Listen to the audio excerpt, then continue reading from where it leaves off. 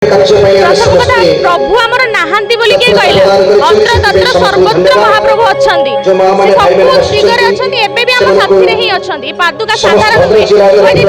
श्री चरण पादुका स्वयं से हम साथी रे अछंती सब बेले अछंती विश्वास हम महाप्रभु सारथी हम संतान मन पे जहा करूचंती ब्रह्मांड रे केही करिवेनी हम प्रभु हम पे जहा करूचंती केही भी करिवेनी तेणु महाप्रभु को पई माने हम सब के जहा पारे ताहा हो आम प्रभु इच्छा पूर्ण हो आम प्रभु जहा आम पई करछन हमें काणी चाहि तंग पई किछि करि पारुनु सत्संग में आसुछु हमर पुण्य हबो आम प्रभु सिखै चंदी संस्कार सत्संग हम सिखै हमें सेति पई करछे हे हम सुंदर लागि हम प्रभु के नंबर जानि ना के नंबर अत्यंत भल पाती भक्त को आम सत्संग करबा आम पुण्य नबु आम भगवान को पूजा करबा आम पुण्य नबु तो आम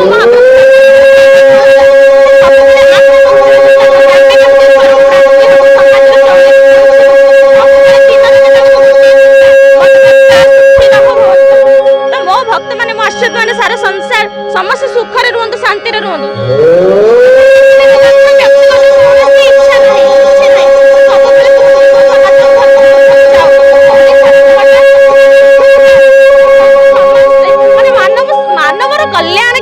समस्त केमती धर्म को प्राप्ति हे ईश्वर को प्राप्ति हे दिन राति ना खाद्यर चिंता अच्छी ना सोइबार चिंता अच्छी किछि चिंता नाही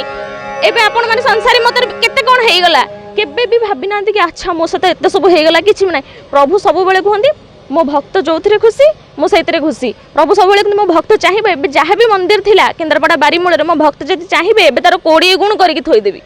हरि हरि बोल काहे कि ना जोठी भगवान थांती ताको मंदिर कुहा जाय केवल मंदिर थिबो सेतरे भगवान नथिबे तो शून्य ना आम महाप्रभु जोठी सेठी आम मंदिर आमको कौन पर्टिकुलर जगार दरकार नहीं आम प्रभु जोठी सेठी आम मंदिर।